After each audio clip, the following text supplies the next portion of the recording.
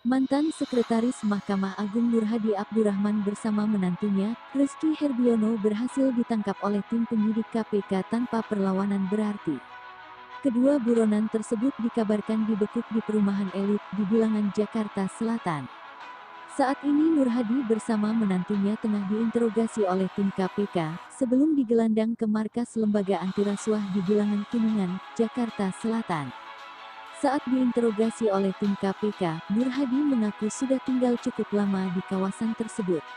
Dia mengaku menyewa tempat itu untuk persembunyian dirinya bersama menantunya. Sudah beberapa bulan tinggal di situ ngakunya, Kata seorang sumber penegak hukum di Jakarta Selasa tanggal 2 Juni tahun 2020. Untuk diketahui, tim penyidik KPK sebelumnya dikabarkan berhasil menangkap mantan Sekretaris Mahkamah Agung Nur Hadi Abdurrahman. Nur Hadi dicinduk bersama menantunya, yang ditetapkan sebagai buronan KPK sejak tanggal 11 Februari tahun 2020.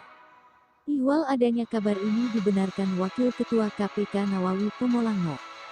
Terima kasih dan penghargaan kepada rekan-rekan penyidik dan unit terkait lainnya yang terus bekerja sampai berhasil menangkap NHD dan menantunya RH, kata Nawawi Pomolango. Selasa tanggal 2 Juni tahun 2020 dini hari.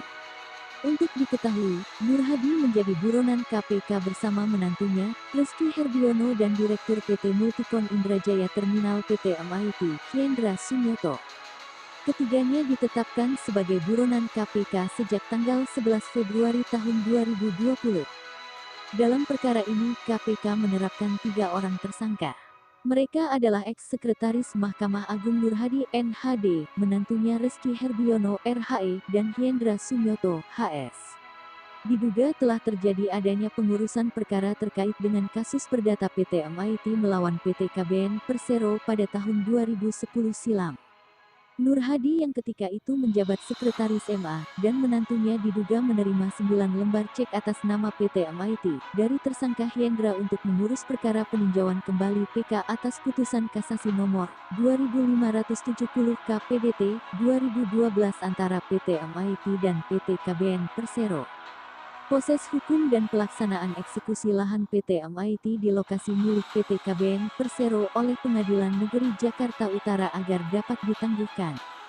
Untuk membiayai pengurusan perkara tersebut, tersangka Reski menjaminkan 8 lembar cek dari PT MIT, dan 3 lembar cek milik Reski untuk mendapatkan uang dengan nilai 14 miliar rupiah.